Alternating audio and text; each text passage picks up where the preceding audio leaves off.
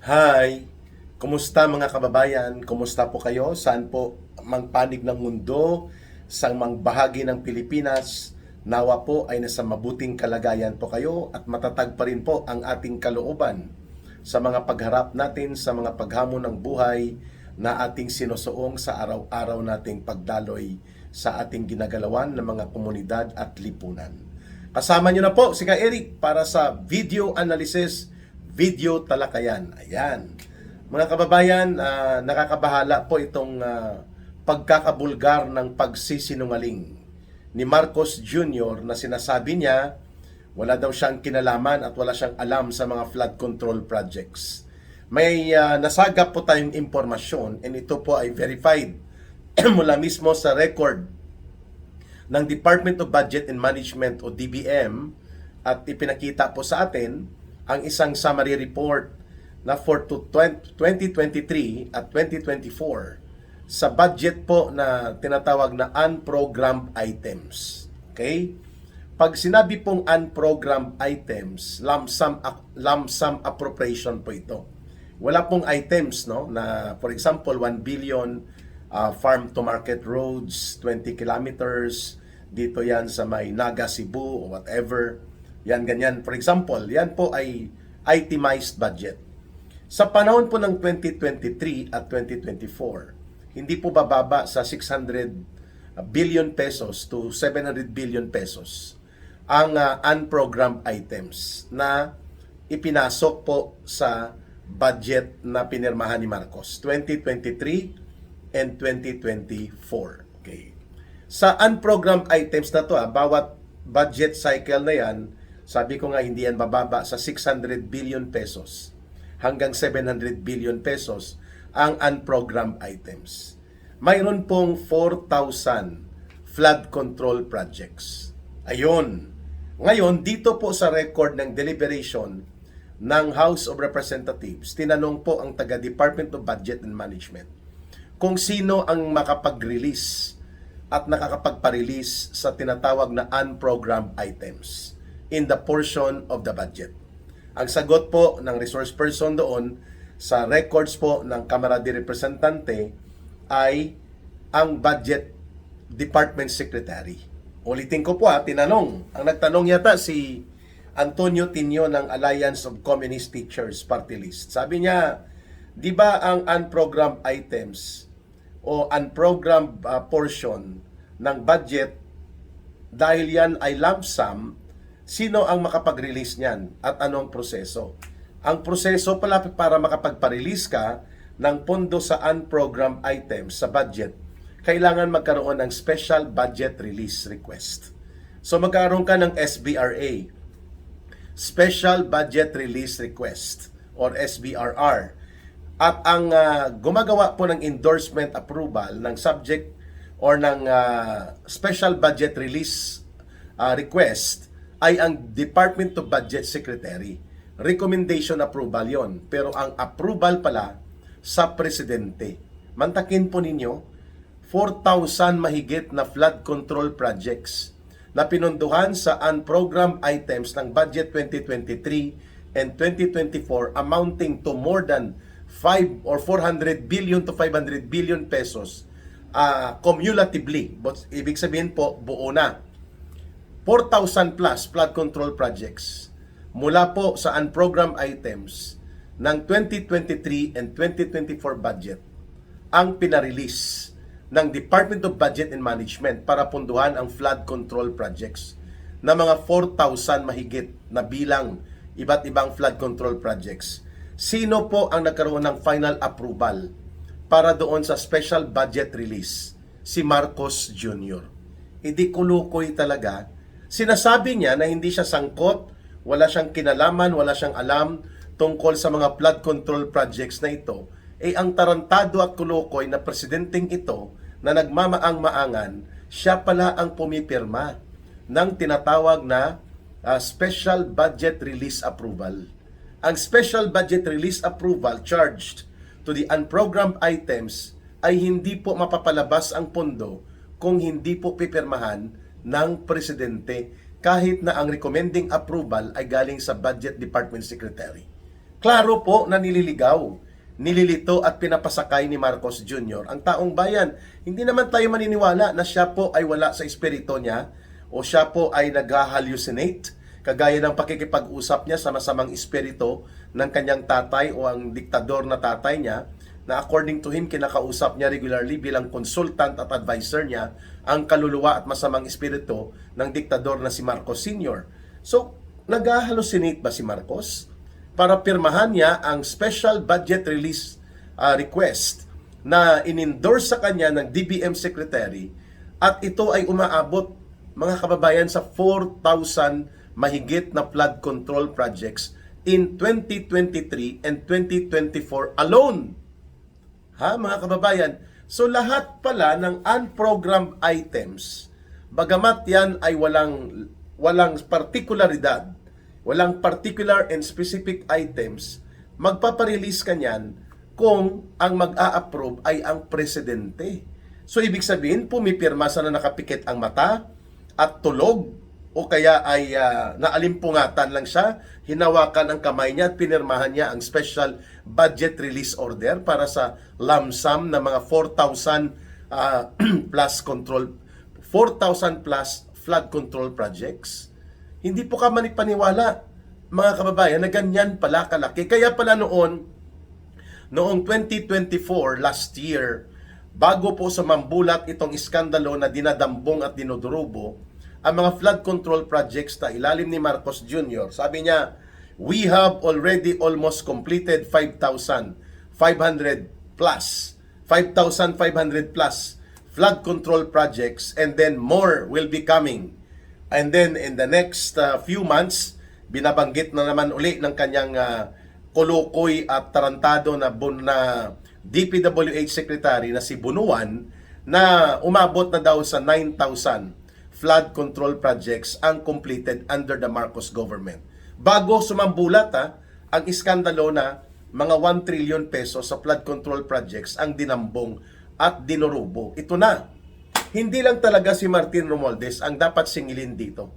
At sila Saldico at mga magnanakaw at kawatan ng mga congressman, mga kriminal at sindikato na DPWH at mga kriminal na contractors. Mantakin po ninyo 4,000 flood control projects funded under the unprogrammed items from 2023 and 2024 amounting cumulatively to more than 400 billion pesos ang pumirma para maparelease ang mga pundo. Si Marcos, ang tapos sasabihin po niya sa ating mga mamamayan, sa harap ng ating bayan, sa harap ng ating bansa, pag nagpapa-interview ang kulukoy na ito, wala siyang kinalaman, wala siyang alam tungkol sa flood control projects. Kaya tama na noong nagbibida-bidahan siya at siya po ay nagmamayabang at naghambug-hambugan na mayroong 4,000 or 5,500 flood control projects almost completed na, and more are coming, and then after 2 days siya binaha ng tulo-tudo ang paligid ng Metro Manila, ang paligid ng Cavite, Laguna, Batangas, Rizal, and even ang portion ng Bulacan at Pampanga, ay doon po nakita ng taong bayan na totoo pala na ninanakaw at ginagamit ang flood control projects para magpalusot ng pundo, mga kababayan. And mantakin mo, pinagtanggol pa niya, no? Sinabihan nga siya, tinanong siya ng media, Mr. President, akala po namin mayroon ng mga 5,500 mahigit na flood control projects. Eh bakit po ganitong nangyari? Sabi niya kasi, hindi natin mapigilan ang buhos ng ulan. Ang volume ng ulan ay napakalakas. Kaya po, talagang ma-overwhelm ang mga flood control projects. And then the next interview, sabi niya kasi, nasira, nabangga ng barko ang flood control projects natin. Ha? Saang flood control project na pumasok ang barko at binangga ito? So he was still defending last year, itong mga hausyaw, sindikato at dinurubo at kinulimbat ng mga flood control projects, because all along alam niya. Siya po ang nagpundo. Even itong tinatawag na 1.7 billion flood control projects ng kanyang anak, diyan na ang kontraktor ay mga Diskaya, and even itong mahigit 30 billion pesos na kontrata ng mga Diskaya sa Ilocos Norte, under kay Sandro Marcos at sa mga Marcoses, diyan sa Ilocos Norte, alam ni Marcos Jr. na ito ay mga sinindikato ng mga projects kasi nakakatanggap sila ng SOP dito. Nga, kaso lang, tuloy-tuloy itong problema niya sapagkat ganun din pala kasindikato. Mali-maleta din at mga dagsa-dagsa na pera din ang tinitira ng kanyang pinsan, sila Saldico, at iba pang mga magnanakaw na politiko, including ang DPWH at mga kriminal na contractors. Lalo na nang lumabas yung iskandalusong interview sa mag-asawang Diskaya. Yung how many was that? 48 or 52 na mga luxury cars sa interview po ni Corina Sanchez at nila Julius Babaw sa mag-asawang Diskaya. Doon po kumalat ng iskandalo dahil sa kasagsagan ng mga pagbuhos ng mga malalakas na ulan, sa kasagsagan po ng mga pagbabaha sa paligid po ng Metro Manila at iba pang karatig bansa at mga munisipyo, ay umabot sa mahigit 10 million families ang naapektuhan po ng pagbabaha na ito. At ngunit, walang makita na matino o kaya ay totoo at seryosong pag-construct sa mga flood control projects. Kaya napilitan si Marcos na magkunwari. Kasi in 2023 and 2024 alone, Marcos Jr. signed the special budget request amounting to more than 400 billion pesos chargeable to the unprogrammed items both ng 2023 and 2024 budget. Hindi ko pa po nakuha ang dato sa 2025 budget. Ibig sabihin po, hindi lamang mga insertions, mga realignment ang mga sinisindikato nila Marcos at Romualdez. Kasi ang unprogrammed items po, nanggagaling yan on the later part of the year, mga siguro October to December, last quarter. Diyan po pumapasok kung bakit kinukuha ang mga savings ng government agencies. Tapos diyan din pumapasok ang mga loan na mga malalaki na inuutang ng gobyerno para palabasin na may mga priority projects. So ang unprogrammed items, nanggagaling po yan sa loan, sa savings, at sa mga special allocation na makukuha ng gobyerno, no, mula doon sa hindi sa regular item budget. So ibig sabihin po, ang inuutang na bilyon-bilyon, kasi every year nangungutang si Marcos ng mahigit 1 trillion pesos in the last 3 years. Kaya po umabot na sa almost 4 trillion pesos ang nadagdag sa utang ng buong bansa. So malaking bahagi pala nito ay napupunta sa unprogrammed items. Hindi pa kasama ang kinukuha nila ang mga savings ng government agencies at mga government-owned and controlled corporation. Kagaya po ng ginawa nilang pagkobra at pagkopo sa 60 billion mahigit po na kinuha nila sa PhilHealth. At sabi niya ibabalik ngayong taon o next year.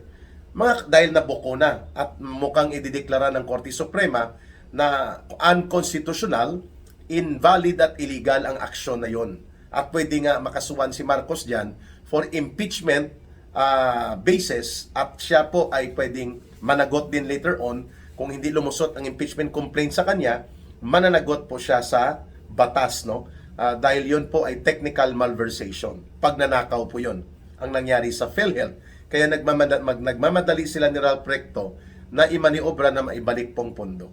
Pero going back dito sa punto natin, all along, pinapasakay ni Marcos at lantarang nagsisinungaling siya na wala siyang kinalaman, wala siyang alam at hindi siya sangkot sa anumang flood control projects na ito. Dahil ipinapatupad lang daw nila kung ano ang nakalagay sa programa ng DPWH as if ang mga nag-realign ay mga ang congressmen lang o mga members lang ng House of Representatives. Sila Saldico lang ngayon sa interpellation po sa budget na ito ng DPWH at even sa DBM, tinanong po nito ng komunistang operatiba ng CPP, NPA, NDF na si Antonio Tinio ng Alliance of Communist Teachers. Sabi niya, di po ba sa ilalim ng Executive Order 292, mayroong provision doon, na binasa pa niya, na ang presidente ang final approval para maparelease o mapuntuhan ang mga unprogrammed items sa budget. At sa kanyang datos, sinasabi po nitong urban operative ng Communist Party of the Philippines na si Antonio Tinio na ang items for unprogrammed na doon po kinuha sa budget 2023 at 2024 na datos, mahigit 4,000 flood control projects ang inaprubahan ni Marcos na punduhan mula sa flood control projects na ito mula sa unprogrammed items. My goodness! And don't forget ang binabanggit ng Diskaya Couple at ng halos lahat ng mga contractors that for every 1 billion na pangungontrata nila or for every contract na nakukuha nila, mababa na yung 25% SOP na hinihingi po ng proponents at yan po ay umaabot pa minsan sa 30% to 35%. Kasama po dyan ang partidahan kay Speaker Martin Romualdez and of course kay Marcos Jr. Kaya malaki po ang katotohanan doon sa binabanggit ni retired Master Sergeant Gutesa ng Philippine Marines na naging security consultant o naging security team detailed kay Saldico na naghahatid sila ng mali-maleta na mga pera. Ang bawat isa ay nagkakalaman ng 40 million to 48 million pesos. Kay Romualdez, sa address niya sa number 42, Forbes or McKinley Road, sa Nara Street sa loob ng Forbes, and even dito po sa Aguado Street, and even sa Valverde, sa bahay nila, Saldico, mga kababayan. So, nakakabahala at nakakagulat ang ganitong revelations ngayon from the records mismo ng Department of Budget and Management that in 2023 budget na ipinatupad nila Marcos at Romualdez and in 2024 mayroon pong 4,000 mahigit na mga proyektong tinatawag na flood control projects ang napunduhan mula sa unprogrammed items ng budget. At yan po ay nanggaling sa pinangutangan o kaya kinubra at kinupo ng mga savings mula sa government agencies and government owned and controlled corporation. And how much is estimated dito? Na amount, mga 400 billion pesos po, mga kababayan. Sino po ang final na pumirma para maparilisan at ma-charge ang mga 4,000 flood control projects sa unprogrammed item or unprogrammed amount of the budget? Walang iba na pumirma si Marcos at itinanggi pa at first ng Department of Budget and Management at ng DPWH na ang nakakapagpa-release at nakakapag-approve nitong special budget request chargeable to the unprogrammed items ang Budget Department Secretary lang daw, ang DBM Secretary. Ngayon, may hawak palang reference itong si Antonio Tinio ng Alliance of Communist Teachers na party list na urban operative ng Communist Party. At sinabi niya, according dito sa Executive Order 292, it is the President that gives the final approval as signatory to the release of special budget request chargeable or i-implement mo ang unprogrammed items. Bingo! O ano na? ICI. Ano na ngayon? Investigative body. Ano na ngayon? Vince Dizon. Ano na ngayon? Erwin Tulfo, Tito Soto, and Ping Lacson. Ito na. Nasa record mismo ng DBM na for 2023 budget or General Appropriations Act and for 2024 budget o General Appropriations Act, si Marcos po ang nag-approve ng mahigit 4 billion pesos. Mahigit 400 billion pesos. Pundo at pinunduhan at pinarilisan mula sa unprogrammed items ang 4,000 flood control projects. At ito po ay may record, may tala, at hindi po ito may tatanggi. Sapagkat kung ang gumawa lang ng pagpirma at totoong walang alam si Marcos, which hindi po pwedeng paniwalaan natin yan, na hanggang doon lang daw sa Department of Budget and Management kasi naghugas kamay ang tagapagtahol ni Marcos last week, no? Itong si Aling Claire Castro Marites, ang tagapagtahol or barker ni Marcos na walang kinalaman ang Pangulo sa anumang flood control projects na yan. Subalit, ito ngayon ay sumambulat that the final approval for the release and funding chargeable to unprogrammed items in the budget na dumadaan sa tinatawag na special budget request for release, hindi po ang Department of Budget and Management Secretary lamang. Siya po ang DBM Secretary ang recommending approval. Pero ang final approval for the release, si Marcos pa rin bilang presidente as stipulated, expressed in the provisions of Executive Order 292. Ayun! Haha! Huli ka! Marcos.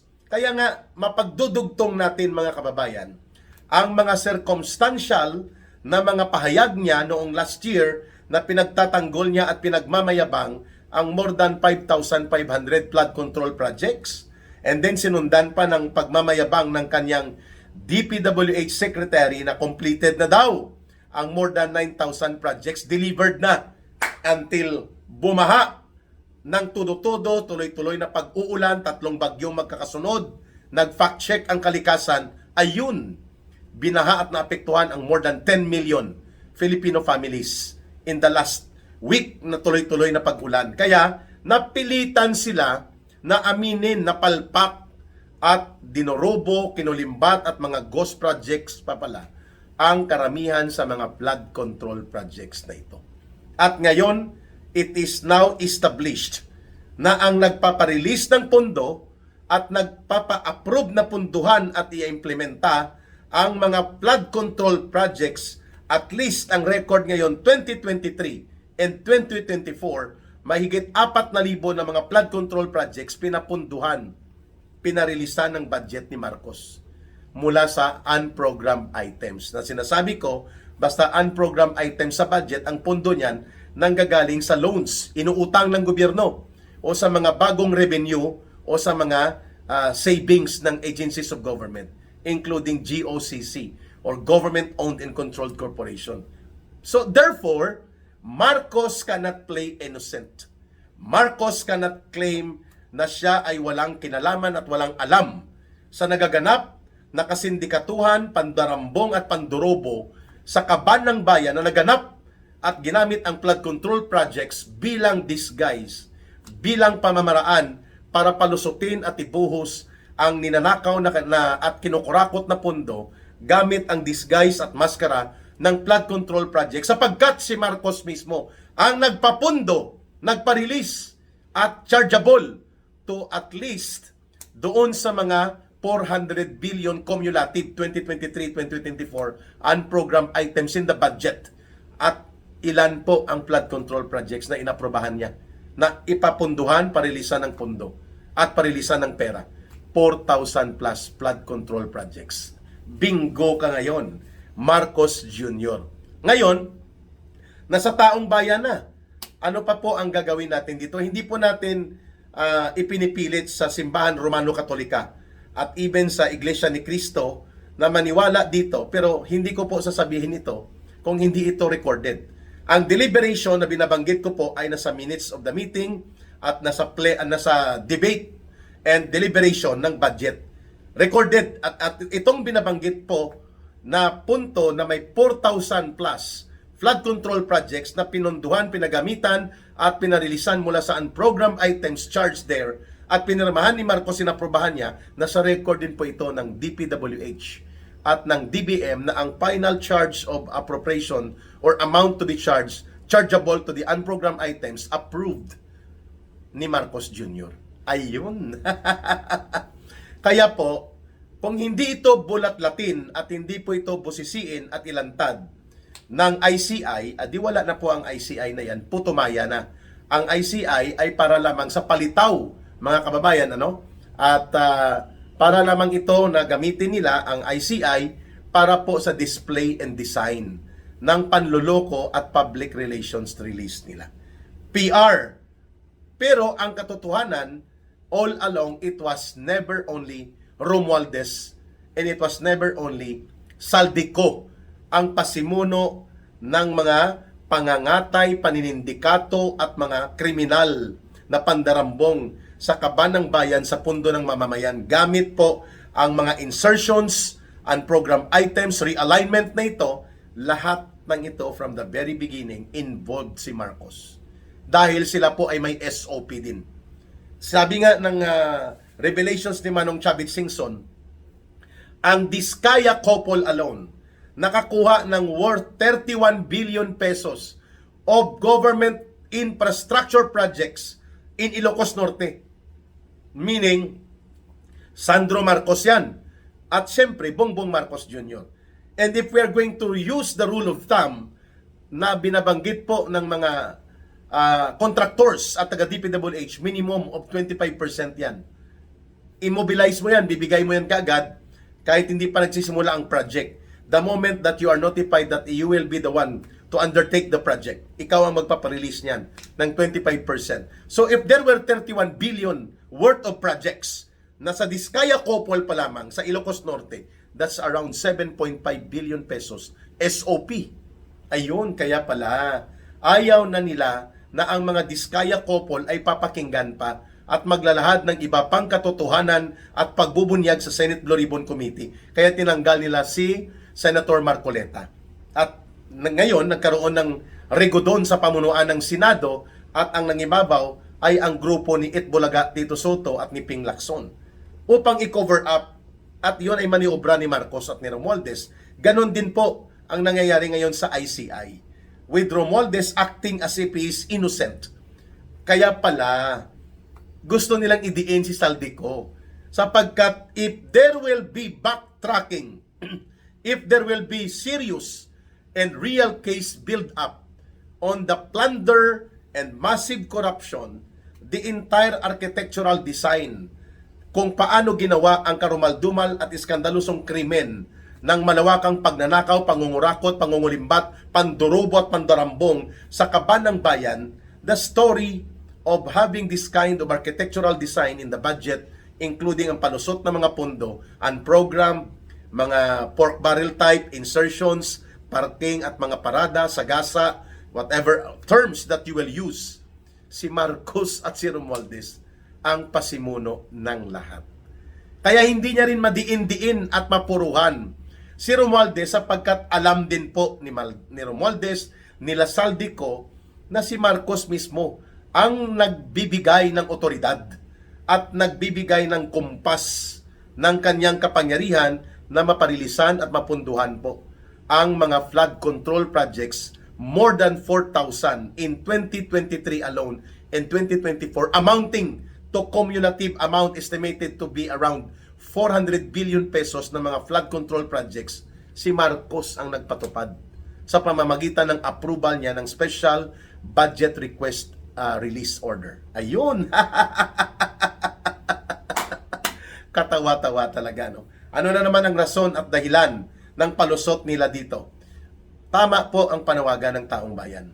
Si Marcos ay dapat lumayas na, kasama si Romualdez. They need to step down. At ito na po ang challenge sa AFP. Ginugood time, pinapasakay, at ginugoyo-goyo, at niloloko-loko ni Marcos ang taong bayan, ginagawa niyang bobo at tanga. Akala niya pareho sa kanya at pareho sa kanila ng kanyang pinsan na pwedeng magtanga-tangahan at magbubububuhan ng taong bayan. This is too much. Ang tanong sa Armed Forces of the Philippines, chain of command pa rin ba? Is this there? Nasa moral issue pa rin ba ito? Na kilalanin ninyo ang moral basis ng pag-iral ng chain of command? The chain of command is not blind obedience. The chain of command means it's not following illegal orders or it's not following the illegal actions or covering up illegal actions of the commander-in-chief. Yan po ang tamang chain of command. When the chain of command starting from the commander-in-chief reflects that there are serious issues of criminal acts and illegal and violative of the constitutional authority of the Commander-in-Chief. And aside from that, ang moral integrity niya bilang Commander-in-Chief ay questionable. Then there is no sense of following the chain of command when the Commander-in-Chief as the President is involved in the biggest scandal of criminal and plunderous operations against the government budget and public fund that is the biggest to happen in the last century. Pinakamalaking iskandalo itong kinasasangkutan ni Marcos ngayon. At siya pala talaga ang pasimuno. And we're talking about the unprogrammed items. Hindi pa natin pinag-usapan ang mga insertions na pinalusot nila Romualdez at ng mga sindikato sa Kongreso at ang mga realignment na inaprubahan niya rin, mga kababayan. So ano pa po ang hinahanap natin dito? Na patotoo, Marcos is the chief architect and his co-conspirator and kanyang orchestrator sa lahat ng ito, si Martin Romualdez. Dalawa sila. sila Saldico, sila Dong Gonzales, sila JG Suarez, sina Kimbo, itong mga pinangalanan ni Mayor Magalong, sina Ang, Jojo Ang, Eric Yap, at sino pang mga nandun sa listahan ni Mayor Magalong, mga actors ito. At kasama po ang mga criminal contractors sa kasabwat ng DPWH. Magbabalik po ang ating video analysis sa pagpapakita na ang katotohanan, the buck stops with the President. Marcos is the mastermind of the flood control special plunder operations resulting to trillions of pesos ang nawala sa kaban ng bayan. At ito ay dapat singilin sa kanya ng taong bayan. Mananagot siya dapat dito sa pamamagitan ng pagpapalaya sa kanya sa kapangyarihan at paglilitis at pagpapahatol sa kanya upang siya ay maparusahan kasama ang mga kasabwat niya. Mga kababayan, babawiin natin ang kayamanan ng bayan sa pamamagitan po ng pagbawi ng kapangyarihan mula kay Marcos at Romualdez. At yan ay moral and constitutional duty of the Filipino people to redeem and protect the government and redeem the country and protect the people. Ang gusto pong sumuporta, tumulong kay Ka Eric at sa ating mga advocacy sa Bangon Sambayanan People's Movement, you can send your support and you can coordinate sa numero po na line of support natin, 0916-308-7710. Ulitin ko po, 0916-308-7710. Kay Ruhilda Celis po, kay Langging, yan na rin po ang GCash line, yan na rin po ang line of coordination for support. Mabuhay ang sambayanang Pilipino. May God bless everyone and may Allah will be with those who are Muslim brothers and sisters. Mahalin natin ang bansang Pilipinas. Walang ibang magmamahal nito kundi tayo ring mga Pilipino. Mabuhay and maraming salamat. See you tonight, alas 9:15 ng gabi sa ating Balita at Talakayan with Ka Eric. More of this discussion tonight. Ayos! Bye for now.